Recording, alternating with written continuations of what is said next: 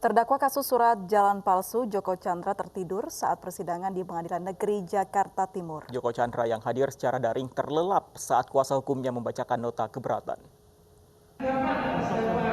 Terdakwa Joko Chandra yang tertidur saat kuasa hukumnya membacakan nota keberatan langsung ditegur oleh majelis hakim.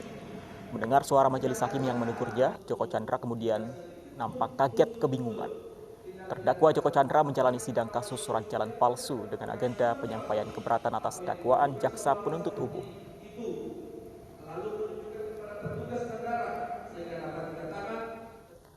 Pemirsa, kondisi kesehatan Wakil Presiden ke-9 Republik Indonesia Hamzahas kini mulai stabil. Namun Hamzahas masih dirawat di ruang ICU RSPAD Gatot Subroto. Anggota DPR RI Komisi 7 Abraham Lunggana siang tadi menjenguk Wakil Presiden ke-9 Republik Indonesia dan didampingi oleh Fani Safriansyah, putra Hamzahas. Hingga kini kondisi kesehatan Wakil Presiden ke-9 Republik Indonesia Hamzahas berangsur membaik meski sebelumnya sempat mengalami penurunan. Teman-teman, hari ini sesuai dengan berita yang ada dan kemudian keluarganya Pak Hamzah juga sudah 2 hari ini menghubungi saya. Mungkin ada amanah untuk saya gitu, karena beliau minta dijenguk saya gitu.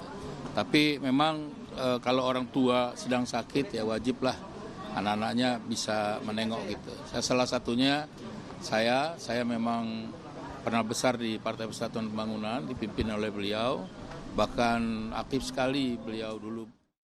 Terakhir sudah sadar sedikit, kemarin udah bisa sholat tidur, cuma ya pagi ini katanya kondisinya sempat drop lagi. Ya masih ada sedikit-sedikit lah, ya masih bisa berkomunikasi sedikit-sedikit. Doain aja ya, sama-sama ya.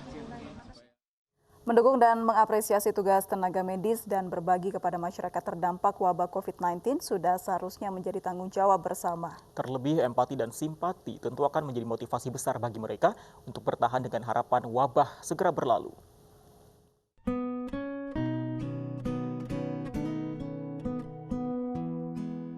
Tugas tenaga medis dan tenaga penunjang medis di fasilitas kesehatan belum berakhir. Meski demikian, mereka tidak sendiri. Melalui MNC Peduli, masyarakat Indonesia dan sejumlah korporasi terus mendukung tugas mereka membantu penanganan pasien COVID-19. Terbaru, MNC Peduli juga telah menerima donasi dari Nestle Indonesia berupa susu dan produk lainnya yang akan disalurkan untuk membantu meningkatkan daya tahan tubuh tenaga medis dalam melaksanakan tugasnya. MNC Peduli sangat mengapresiasi kepercayaan yang diberikan oleh Nestle, di mana kita diberikan produk-produk Nestle yang akan kita salurkan kepada masyarakat yang terdampak COVID-19 pada masa ini. Tentunya semua bantuan yang disalurkan lewat MNC Peduli akan kita berikan secara cepat dan tepat. MNC Peduli akan menyalurkan produk Nestle Indonesia kepada berbagai elemen tenaga medis yang menangani pandemi COVID-19. Apalagi produk yang dibagikan akan membantu meningkatkan daya tahan tubuh agar tidak mudah terserang penyakit. Tim Liputan iNews melaporkan. Pemirsa, mari kita dukung para pejuang kemanusiaan dengan peduli melawan penyebaran virus corona. Bantuan bisa disalurkan melalui rekening yang tertera di layar televisi Anda. Ibu sedang susah merintih dan berdoa. Dan pemirsa, kita akan kembali memantau bagaimana jalannya demonstrasi di sekitar kawasan Patung Kuda, Jakarta Pusat. Kita lihat situasi di sana masih ada massa di sekitar kawasan Patung Kuda, namun juga seperti laporan dari rekan kami yang ada di sana, Bayu Pradana, sebagian massa sudah mulai kembali ke rumah mereka masing-masing karena sudah mendekati pukul 18. Kita tahu bahwa aturan yang memberlakukan jalannya aksi demonstrasi hanya dibatasi hingga pukul 18 waktu Indonesia Barat. Baik, dan kita juga bisa lihat bersama bahwa aksi demonstrasi hari ini juga berjalan dengan damai, ya Fandia.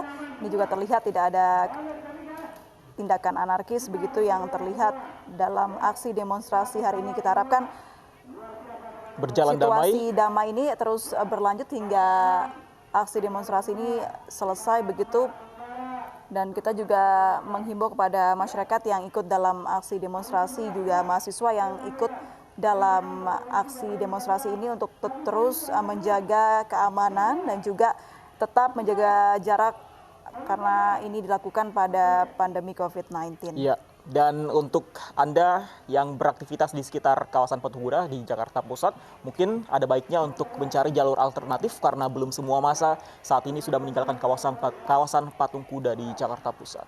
Ya, kita informasikan sekali lagi bahwa aksi demonstrasi ini dijadwalkan akan selesai tepat pada pukul 18.00 waktu Indonesia Barat dan sudah terlihat kerumunan massa sudah mulai berkurang dan tidak ada tindakan anarkis atau hal-hal yang tidak diinginkan terlihat, dan kita harapkan ini akan terus berlangsung secara damai, juga tetap mematuhi protokol kesehatan yang ada dengan memakai masker, juga menjaga jarak aman untuk terhindar dari pandemi COVID-19. Ya. Kita lihat pemirsa, terlihat ada penegak hukum dan juga para peserta aksi demo tampak membaur begitu ya. Tapi ini sepertinya sambil mengarahkan untuk mulai meninggalkan kawasan Patung Kuda. Dan satu yang paling penting, April dan juga pemirsa, adalah untuk masyarakat yang ingin menyampaikan aspirasi agar waspada, tidak ikut terprovokasi oleh pihak-pihak yang menginginkan aksi yang tidak diinginkan. Baik, aksi demonstrasi hari ini bertepatan dengan 1 tahun pemerintahan Jokowi Ma'ruf Amin, yang diisi dengan aksi demonstrasi elemen mahasiswa dan juga masyarakat yang sudah berkumpul sejak pukul 13.00 waktu Indonesia Barat siang tadi. Dan tidak lama lagi, tepat pukul 18.00 dijadwalkan aksi demonstrasi ini akan segera selesai. Kita harapkan selesainya aksi demonstrasi tetap berjalan aman dan damai. Baik pemirsa, usai sudah kebersamaan kita dalam Ayu Sore hari ini, saya Aprilia Putri. Dan saya Fandi Asip undur diri, tetap jaga kesehatan Anda. Selamat sore dan sampai jumpa.